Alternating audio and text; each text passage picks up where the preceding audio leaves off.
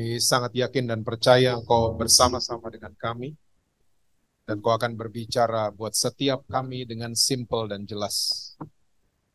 Mari Tuhan jamah kami, terobosi kami Tuhan, tegur kami, koreksi kami. Kami mau Tuhan kami keluar, kami selesai dari acara ini, kami melakukan firman-Mu, bahkan kami mengalami perjumpaan pribadi dengan Tuhan Yesus. Dan Tuhan kami juga ingin mengakui bersama bahwa tanpa Tuhan kami nggak bisa apa-apa. Sebab itu kami butuh sama firman-Mu, kami butuh sama pribadi-Mu, untuk menuntun kami untuk menjadi teman baik dalam kehidupan kami sehari-hari. Saat ini mari Roh Kudus ambil alih, pimpin setiap kami kepada segala kebenaran-Mu. Kami siap mendengar saat ini hanya di dalam satu nama yang berkuasa, yaitu nama Tuhan Yesus Kristus. Amin. Amin. Silahkan duduk. Saudara mau berdiri juga boleh. Shalom family, apa kabar saudara? Semua masih percaya Yesus? Masih baca Alkitab? Masih mau masuk surga?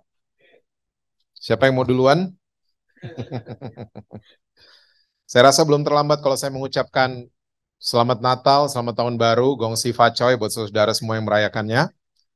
Saya selalu punya resolusi untuk tahun baru, more of Jesus and less of me. Karena setiap kita bikin rencana, ujung-ujungnya Tuhanlah yang menentukannya. Betul? Oke, karena waktu, kita langsung lihat Alkitab kita bersama dalam kitab Pengkhotbah pasalnya yang ke-9. Ayatnya yang ke-11. Pengkhotbah 9 itu sebelum Pengkhotbah 10. Pengkhotbah 9. Ayatnya yang ke-11. Semua sudah dapat? Oke, Alkitab catat begini. Lagi aku melihat di bawah matahari bahwa kemenangan perlombaan bukan untuk yang cepat, dan keunggulan perjuangan bukan untuk yang kuat, juga roti bukan untuk yang berhikmat, kekayaan bukan untuk yang cerdas, dan karunia bukan untuk yang cerdik cendekia. Karena apa saudara? Waktu dan nasib dialami mereka semua. Saya mau cerita sedikit sama family. Saya waktu SD, saya masuk pelatnas badminton.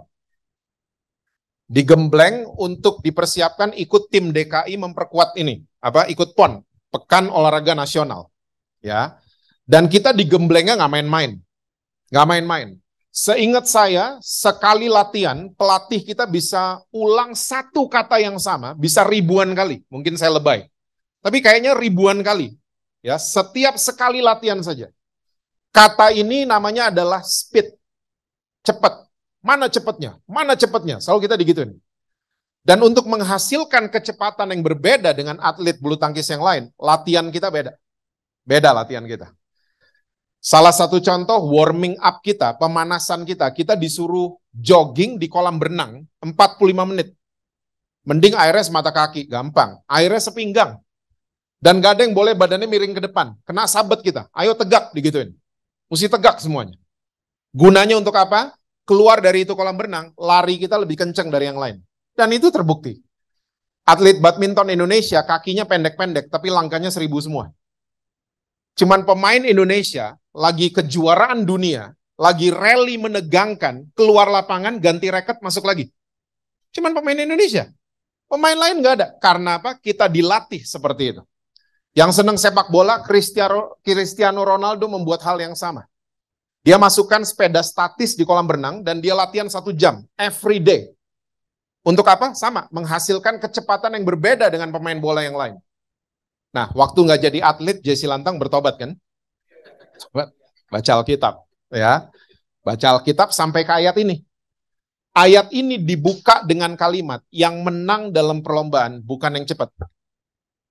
Saya pertama kali baca ayat ini, dalam hati saya ngomong gini, wah tumben firman Tuhan ada yang salah, finally.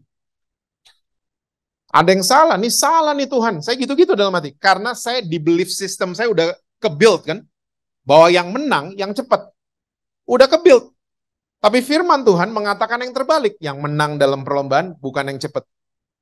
Kalimat sesudahnya, yang unggul dalam perjuangan bukan yang kuat. Setahu saya yang kuat-kuat unggul selalu. Tapi Alkitab di ayat ini khususnya mengatakan the other way around. Semua kalimat demi kalimat kalau saudara baca. Nah ternyata kesimpulan ayat ini ada di kalimat terakhirnya. Apa tadi bunyinya? Karena waktu dan nasib dialami mereka semua. Saya mau yakinkan family pada siang hari ini, percayalah kata nasib itu nggak pas ada di situ. Kita patut bersyukur ya, karena LAI finally mengeluarkan Alkitab Bahasa Indonesia edisi revisi. Itu mereka bergumul loh, belasan tahun. Karena Alkitab yang sekarang ada di tangan saudara, ada di handphone kita, itu banyak salahnya. Please don't get me wrong, bukan firman Tuhan yang salah ya. Tapi bahasa Indonesia yang salah. Ya, terjemahan bahasa Indonesia yang banyak sekali salahnya, sampai ribuan loh salahnya. Yang terbukti depan mata kita semua adalah Yohanes 2 kan? Kita udah tutup sebelah mata aja. Yesus ngerubah air jadi anggur. Salah loh itu. Yang benar Alkitab bahasa Inggris, Jesus turn water into wine. Itu yang benar kan? Wine diterjemahin bahasa Indonesia, anggur. Grape diterjemahin bahasa Indonesia, anggur juga. 2-1 kalah Indonesia. Nah ini kelemahan bahasa Indonesia. Kosakata kita terlalu sedikit. Makanya penerjemah Indonesia, kalau terjemahin dari bahasa-bahasa lain, suka mengalami kesulitan untuk memilih kata yang tepat. Akhirnya paksa dengan kata yang lain. Akhirnya the whole sentence artinya jadi beda semua. Ya, coba orang Indonesia yang baru bertobat baca Alkitab mungkin bisa salah tangkap. Disangkanya Yesus berubah jadi anggur. Kita udah baca dari kecil, makanya udah biasa aja. Ya, karena percayalah, bahasa Indonesia kita nggak punya terjemahan untuk wine until today. Nggak punya. Makanya kita nyanyinya gitu kan, anggur baru tercurah. No, yang dicurah wine. Ya, anggur ditimpuk. Oke, itu bedanya. Dan banyak lagi bahasa Indonesia yang kalah. Prawn, shrimp, lobster. Bahasa Indonesianya udang doang. Swine, pork, sama pig. Bahasa Indonesianya babi doang. Tapi ada good news, kita ada beberapa yang menang lah. Ya, ada yang menang 2-1. Gerimis dan hujan. Bahasa Inggrisnya rain. Nah, ini kita menang. Ya. Ada yang menang juga 3-1. Nasi, beras, padi. Bahasa Inggrisnya rice. Nah, ini doang yang kita menang. Yang lain kita kalah semua. Kita kalah semua. Dan saudara sadar nggak? Bahasa Indonesia kita lagi kerjain sekarang, kita bilangnya dulu. Loh, belum nyadar. Makanya banyak orang Belanda, Amerika kalau belajar bahasa Indonesia suka pusing. Loh, kok present tense dibilangnya past tense? Tadi jam 11 ditanya. Ya, mau kemana? Jawabnya apa saudara? Kebaktian dulu. Seharusnya kebaktian sekarang kan? Mandi dulu. Makan dulu. Semua yang sekarang kita bilangnya dulu. Baru nggak? Nah, ya itulah kelemahan bahasa Indonesia ya. Sampai mana tadi ya? Nah ini dia. Ya, itulah kelemahan bahasa Indonesia. Ya. Nah, Pengkhotbah 9 ayat 11 ini salah satu korbannya. Kata nasib itu nggak pas ada di situ. Karena nasib kalau di-convert ke EYD, saudara tahu EYD kan? Ejaan yang disempurnakan. Saudara kayaknya nggak tahu apa-apa deh tadi ya. Hah? No, I'm kidding. Nah, jadi nasib kalau di-convert ke EYD artinya adalah takdir. Dan saya nggak percaya anak-anak Tuhan Yesus ngalamin takdir. Cuman Desi Ratnasari yang mengatakan hal tersebut. Takdir memang kejam-kejam lagi katanya. Ya. Well, kalau saudara punya Alkitab bahasa Inggris terjemahannya paling tepat. Karena Alkitab bahasa Inggris di kalimat tersebut ngomongnya gini, but time and chance happen to them all. Time itu apa? Waktu benar Alkitab bahasa Indonesia. Chance itu kesempatan, bukan nasib. Beda jalur loh. Beda arti, beda pengertian, ya, beda meaning, beda semuanya. Oke? Nah, ternyata saya baru ngerti. Semua pelatih saya di Platnas salah semua, ayat ini yang benar. Firman Tuhan gak pernah salah. Benar, yang menang dalam perlombaan bukan yang cepat. Tapi yang menang dalam perlombaan adalah orang yang tahu waktu dan tahu kesempatan. Betul apa betul? Saya nggak ada maksud untuk mengorek luka para fans Prancis. Final itu 2 bulan lalu, pemain Prancis kencang semua larinya. Ngeri lihat, anak-anak muda soalnya. Ya, adu body, kalah Argentina. Mereka gede-gede. Ya, Argentina seukuran kita badannya. Mereka gede-gede. Tapi kenapa Argentina juara? Jawabannya ayat ini. Mereka tahu kapan waktunya bertahan, mereka tahu kapan kesempatan menyerang balik. Gak cuma Argentina, Michael Jordan, dia gak cepat. Michael Jordan cuma paham menggunakan waktu dan kesempatan dengan baik. Makanya Chicago Bulls tahun 90-an juara NBA sampai 6 kali. Michael Schumacher, semua baca cerita atlet-atlet. Kalau saudara senang F1, itu Ferrari-nya Michael Schumacher nggak cepat, horsepower-nya lebih rendah dari tim lain. Tapi Michael Schumacher kenapa menang? Dia tahu kapan waktunya, dia tahu kapan kesempatannya. Siang hari ini, kita harus mulai bertanya sama Tuhan. Tuhan, kesempatan apa yang Tuhan sedang kerjakan buat saya? Buat keluarga saya? Buat bisnis saya? Buat karir saya? Buat hubungan saya dengan orang-orang yang saya cintai? Apa Tuhan? Karena siang hari ini saya ingin mengajak family untuk kita meremove kalimat yang namanya kesempatan gak datang 2 kali. Coba di-remove. Dihapus dari belief system kita. Karena Tuhan yang kita sembah adalah Tuhan yang punya millions of chance buat saudara dan saya. Iya kan? Makanya jangan dihapus. Itu yang menyebabkan kalau anak kita gagal, mereka nggak mau coba lagi. Karena kita semua turun-temurun taunya begitu. Kesempatan gak ada yang 2 kali. Terus ada judul lagunya Elvis pula lagi. It's now or never. Sekarang atau enggak sama sekali. Loh, terus kalau sekarangnya kelewat gimana? Nah, kita mesti percaya bahwa Tuhan Yesus yang kita sembah, dia adalah Tuhan dari millions of chance. Tahun baru 2023 is just another chance dari Tuhan. Saudara bisa lihat hari Sabat lagi nih, hari Sabtu. Is just another chance dari Tuhan. Kita bisa lihat hari Sabtu, kita kemarin ya lewatin hari Jumat. Itu cuma kesempatan yang dikasih sama Tuhan. Kesempatan, makanya mesti tanya sama Tuhan. Tuhan, kesempatan apa yang Tuhan sedang kerjakan buat saya? For my family. Ya, for my business. For my career. Dan seterusnya. Saya ingin mengajak saudara-saudara di tempat ini. Mumpung masih ada kesempatan. Lakukan firman Tuhan. Susah nih amin ya kalau gini.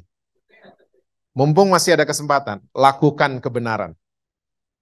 Mumpung masih ada kesempatan, ampunin orang-orang yang nyakitin kita. Wah, berat amin ya. Amin. You don't know him. Mumpung masih ada kesempatan, tinggalin selingkuhan. Mumpung masih ada kesempatan, buatlah yang terbaik. Saya setuju banget sama judul lagu yang dinyanyikan sama penyanyi namanya Ronan Keating, betul nggak? Bukan Ronald kan ya? Ronan Keating, betul ya? Dia pernah nyanyi sampai jadi hits lagunya. Judulnya If Tomorrow Never Comes. Ya, kalau besok nggak ada lagi gimana? Tiba-tiba surga pengumuman gitu. Masuk di layar mobil, layar handphone. Ya, ladies and gentlemen, today is your last day on earth. Kira-kira kita akan bikin jahat atau bikin baik? Bikin baik kan? Nah makanya, mumpung masih ada kesempatan, telepon papa mama. Bilang I love you sama mereka. Kapan terakhir kali bilang I love you sama mama papa? Telepon, mumpung masih ada kesempatan. Mumpung masih ada kesempatan ngedate berdua your wife or your husband. Ya, mumpung kita orang Indonesia bisa nitipin anak-anak di mertua. Di luar negeri susah. Ya, mumpung masih ada kesempatan, ya, coba pergi sama anak-anak, ngedate with your daughter kalau punya daughter. Mumpung masih ada kesempatan. Saudara tahu nggak, ada satu pembunuh yang jalan sama kita tiap hari. Dan tanpa kita sadari dia udah jadi our best friend. Tahu nggak namanya siapa?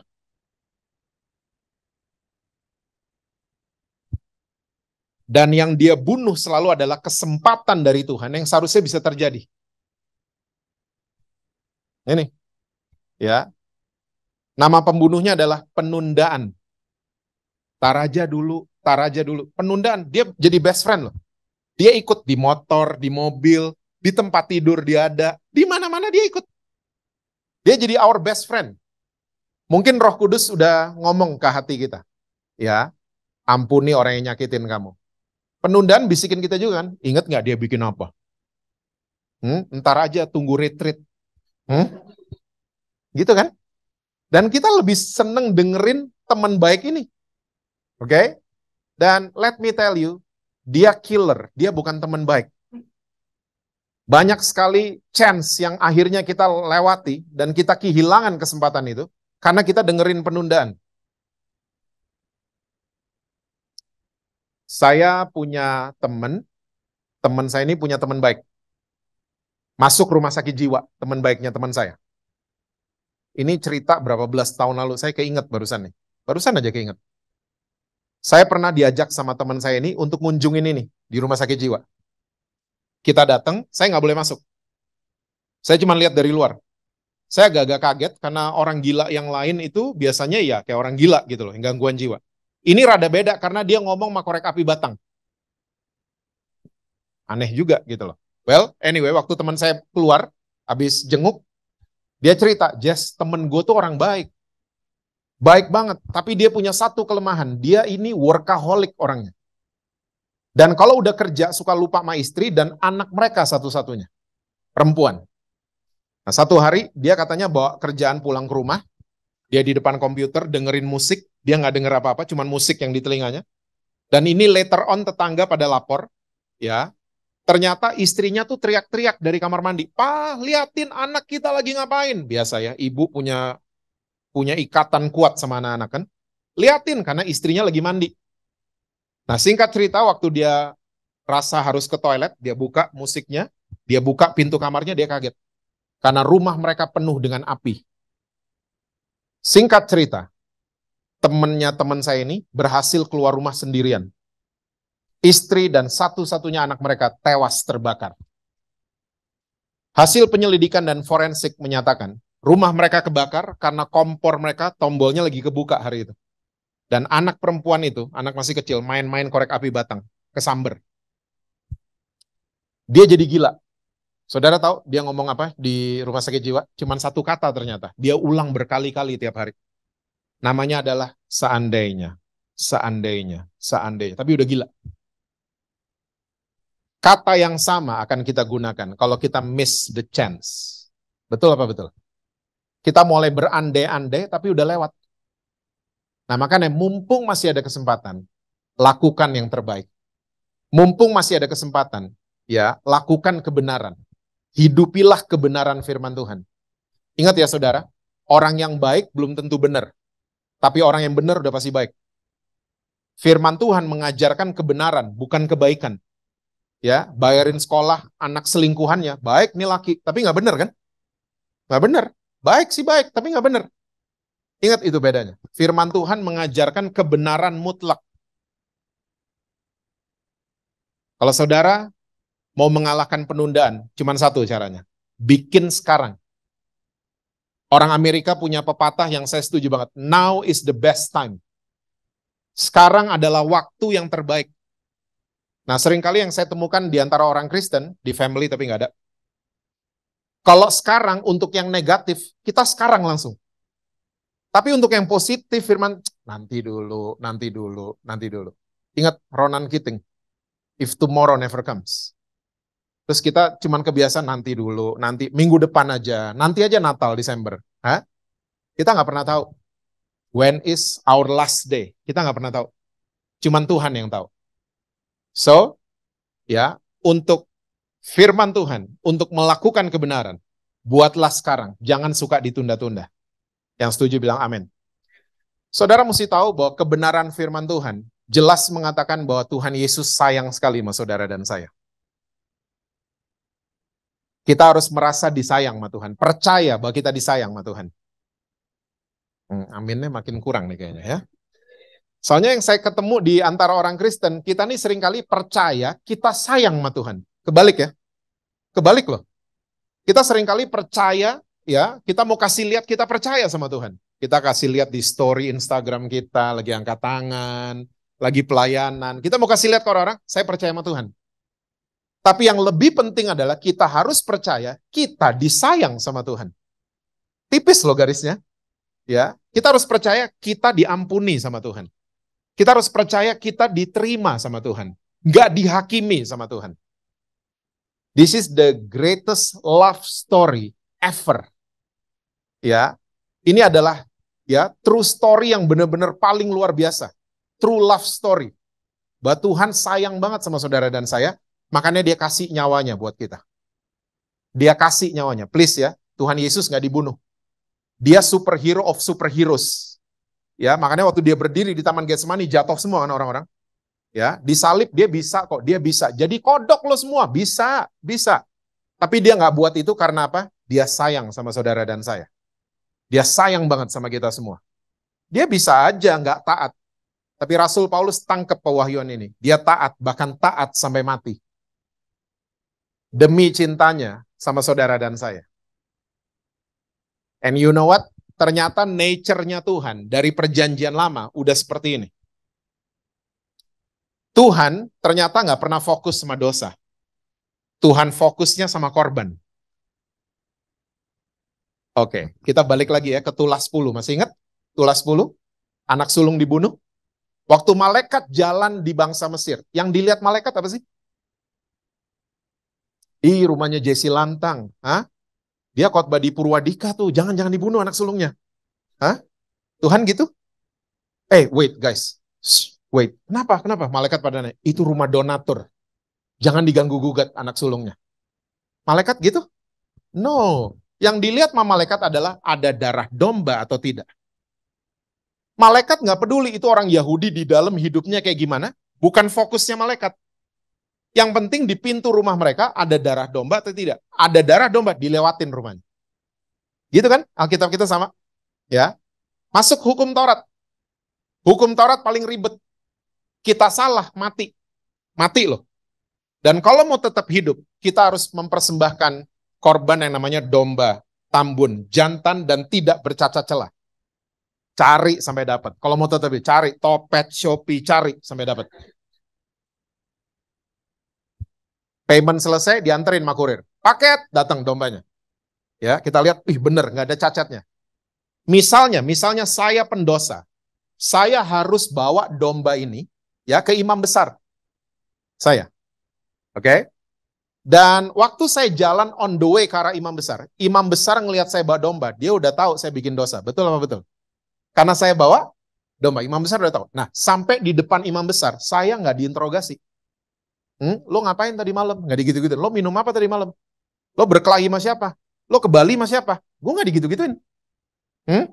Sama imam besar. Tapi yang dicek sama imam besar adalah dombanya. Ada cacatnya atau tidak? Waktu ditemukan tidak ada cacat, imam besar dengan pendosa, we both agree untuk menjadikan domba ini korban bakaran. Saya dikasih belati sama imam besar, lalu saya sembelih domba ini sekali doang bolehnya, di leher. Dan waktu saya sembelih domba itu, dua hal terjadi. Dosa saya pindah ke domba itu, kesucian domba itu pindah ke pendosa. Dan domba ini dijadikan korban bakaran dan Jesse Lantang dinyatakan tidak berdosa untuk 1 tahun. Hukum Taurat. Sekarang, saudara dan saya nggak perlu cari-cari domba kan? Dan burung tekukur. Karena kita punya korban yang sempurna, anak domba Allah itu sendiri. Sempurna. Dia disiksa nggak cuma sekali. Dia disiksa dari malam sampai besoknya, sampai hancur kata Alkitab tubuhnya. Mukanya. Hancur. Sama, dua hal terjadi. Ya, dosa kita pindah ke Yesus. Kesuciannya Yesus pindah ke saudara dan saya. Dan kita dikuduskan sekali untuk setahun, untuk selama-lamanya. Wow. Makanya kebenaran tuh ini. Hidupin kebenaran. Percaya kalau kita disayang sama Tuhan. Kita akan do the same. Ya, kalau saya tahu saya nggak dihakimi sama Tuhan, saya nggak mau hakimin orang lain. Gitu kan jadinya. Saya diampuni sama Tuhan, saya mau ampuni istri saya mau ampuni suami saya mau ampuni orang tua saya. Karena saya percaya saya diampuni sama Tuhan Yesus. Seharusnya orang Kristen hidupnya kayak gitu. Kalau menghidupi kebenaran. And now it's the time. Jangan suka hakimin orang, jangan suka hakimin keluargamu. Kalau kakakmu, adikmu belum mau ke gereja, nggak usah ajak ke gereja. Ajak makan, itu paling benar. Di meja makan, jangan ngomongin, lu jam 11 tadi kok nggak datang? Jangan gitu-gitu udah. Ngomong yang lain. Ngomongin bola lah, ajaklah nonton Red Hot Chili Peppers. Ya, kayaknya saudara nggak tahu ya. Saudara Hillsong banget kayaknya mukanya soalnya. Ya, do that to your family. Jangan dihakimi. Daripada kita kasih lihat ke keluarga, kita sayang sama Tuhan. Beda kan? Beda. Kalau kita cuma mau kasih lihat kita sayang sama Tuhan, wih, kita selalu akan merasa superior. Saya lebih benar dari dia. Kita akan selalu begitu. Percayalah, I was like that. Ya, saya kayak gitu dulu. Kakak saya dulu nggak pernah mau ke gereja. Wih, saya kalau pulang pelayanan kayak baru turun gunung loh. Ngelihat dia kayak rendah banget kastanya. Ngelihat kakak saya. Ya, saya pelayanan, lu nggak ke gereja aja nggak mau. Saya kayak gitu dulu. Saya dibukain soal kasihnya Tuhan, saya berubah. Saya tobat setobat-tobatnya. Don't judge. Apalagi yang kita nggak tahu. Jangan pernah hakimin orang. Saya sekarang kalau ada orang jatuh dalam dosa, saya malah deketin dia. Karena kita sama-sama orang berdosa kan? Bedanya dia ketahuan, gue enggak. Iya kan? Bedanya dia ngaku, gue enggak. Gitu aja bedanya. Cuman sama-sama orang berdosa, makanya tahu diri. Tahu diri jadi orang Kristen. Jangan merasa superior. And now is the time. Ini adalah waktu dan kesempatannya. Kita jadi orang-orang Kristen yang seperti ini. Karena dunia nggak perlu ahli Taurat. Dunia perlunya ahli kasih karunia. Gereja sudah terlalu lama menyelenggarakan kebaktian, tapi lupa menyelenggarakan kasih karunia. Kita cuma penyelenggara KKR, seminar. No. Nggak cuma itu. Jadilah penyelenggara kasih karunia. Dunia akan bingung melihat orang Kristen, anak-anaknya Tuhan Yesus. Saya pernah membaca buku dari Philip Yancey. Saya sampai jam 2 kan ya? Hah? Jam 3? Oke. Ya, saya terus nih. Buku ini yang banyak merubah saya. Judulnya What's So Amazing About Grace. Ya.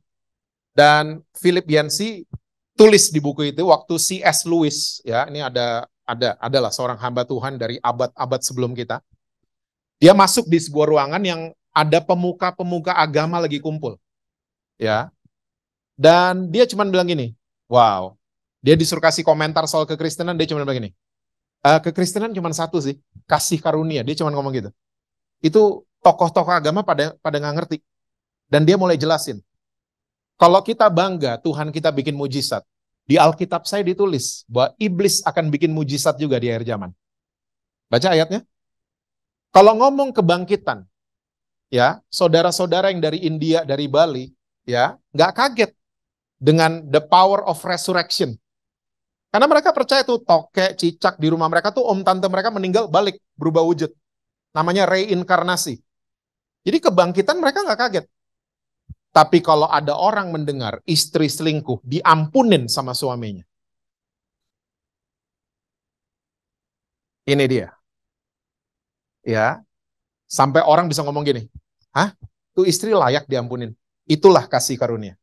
Emang kita layak diampunin. Tapi saking sayangnya sama saudara dan saya, kita diampuni sama Tuhan Yesus. Do the same to others. Makanya hukum kasih sederhana. Sangat sederhana. Ya, kasihlah Tuhan dan kasihlah sesama. Oke, 5 menit terakhir. Kita dalam menghidupi kasihnya Tuhan, kebenaran kasih, kita harus terima kasih karunia sebagai hukum. Karena banyak perdebatan, wah Jess, lo khotbah kasih karunia, orang bikin dosa terus jadinya, tahu nggak? Saya sering gitu-gituin. Dibully di sosial media saya. Makanya terimalah kasih karunia sebagai hukum. Hukum ada 2 kacamata kan? De jure sama de facto. Betul? De jure artinya adalah pengakuan. De facto artinya adalah fakta. Ya. Kita disayang sama Tuhan, di ngertiin sama Tuhan, diampuni sama Tuhan, itu semua de jure. Ya, itu semua pengakuan, baru separuh. Jangan pernah lupa, banyak ayat-ayat di Perjanjian Baru yang menyatakan soal de facto. Ya, contoh, ada ayat di Ibrani, nanti saudara cari ya. Ya, ada ayat di kitab Ibrani, kita dikuduskan sekali untuk selama-lamanya. Tapi ayat-ayat berikutnya, kejarlah kekudusan. De facto kan? Hah? Bukan sembarangan. Oh, saya dikuduskan. Ini ayat favorit pendosa soalnya. Nih gue dikuduskan sekali buat selama-lamanya. Oh, gue selingkuh nggak apa-apa dong. Hah? I watch porn nggak apa-apa dong. Ya, ini ayatnya. Oh, baca terus dong. My favorite adalah Filipi 2 ayat 12. Kita harus mengerjakan keselamatan dengan takut dan gentar. Itu my favorite. Bahasa Indonesia agak-agak ini ya. Again, ini juga salah satu korbannya. Ini takut bukan ketakutan loh sama Tuhan, bukan. Tapi kagum. Ya, respect, hormat sama Tuhan. Dan kerjakan keselamatan. Berarti Yesus percuma dong mati di atas kayu salib. Salah kan? Yang benar Alkitab bahasa Inggris. We need to work out for our salvation. Bukan work for. Kalau work for, ya itu isunya hal yang kita kejar ada di luar. Tapi kalau work out itu ada di dalam sudah. Ya, makanya work out paling terkenal istilahnya ada di gym, fitness center. Exactly.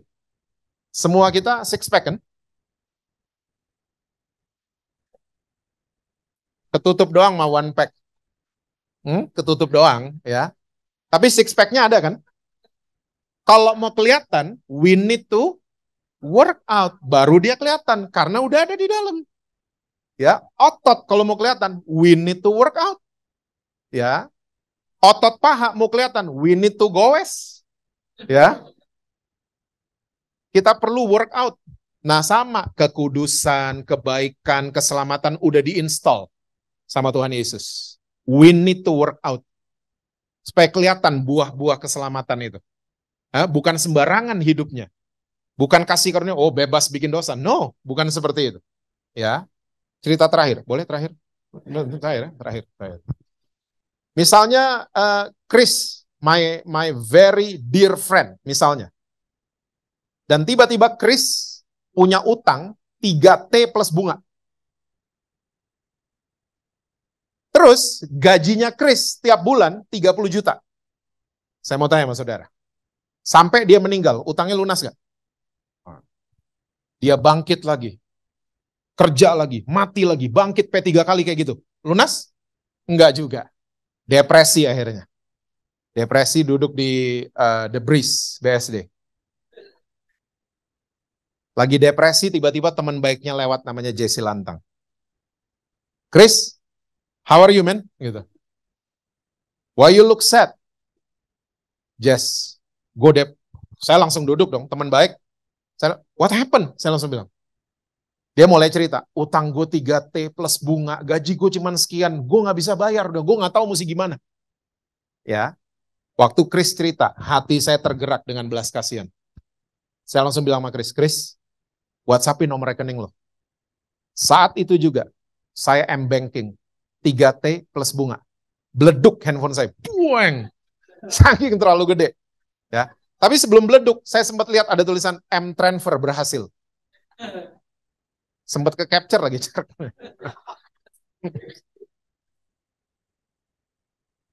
Saya mau tanya sama saudara, utangnya Chris sudah beres belum?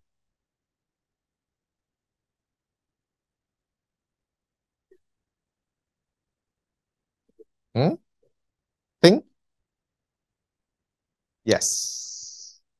Waktu M-Transfer berhasil, baru separuh, de jure. Dia udah ditransfer. Udah dibebasin dari utangnya. Ya, tapi de facto-nya, tomorrow, he has to go to the bank. Dia mesti pergi ke bank dan do the transfer. Ya, mesti bikin. Nah sama, inilah hukum kasih kayak begitu. Kalau dia bikin transfer besok harinya, lengkaplah rencana penyelamatan dari his best friend. Sama kita dengan Tuhan Yesus. Jangan terima kasihnya hanya separuh. Cuman de jure doang. De facto, coba dilihat baik-baik semua ayat-ayatnya. Ya, disiplin, ada disiplin. Titus 2, nanti kita bahas di kesempatan lain. Kasih karunia itu mendisiplin. So, ya di hari Valentine ini, ya, belum ya. Kasih coklat mulu, kapan kasih kepastian? Sedap.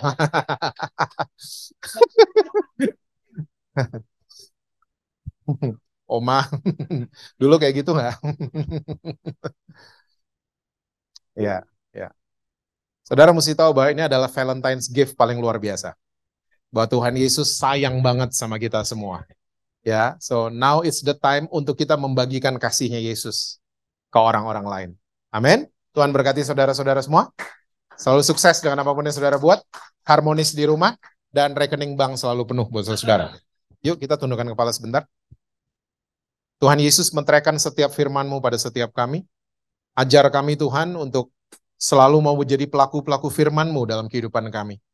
Mari Roh Kudus, Engkau adalah guru agung kami, pimpin setiap kami kepada segala kebenaran firman-Mu. Kami mau menghidupi kasih karunia-Mu Tuhan setiap hari. Kami mau sadar bahwa Tuhan Yesus sayang sama setiap kami. Tuhan mengampuni, menerima setiap kami. Engkau mengerti keadaan kami. Engkau paling mengerti kami. Terima kasih kalau Engkau adalah Allah yang baik buat setiap kami. Terima kasih buat family di tempat ini Tuhan. Hamba-Mu khusus berdoa buat setiap mereka, berkati karir mereka, berkati cita-cita mereka, apapun yang mereka kerjakan, Tuhan akan membuatnya berhasil. Kalau ada yang sakit, Engkau sembuhkan, ada yang ulang tahun, Engkau berkati tahun-tahun mendatang. Terima kasih Tuhan. Sekali lagi Tuhan, kami mau hidup dipimpin oleh Roh-Mu. Hamba-Mu stop berbicara, tapi hamba-Mu sangat yakin dan percaya bahwa Roh Kudus akan terus berbicara buat setiap kami. Di dalam nama Tuhan Yesus Kristus, kami menyerahkan kehidupan kami. Amin.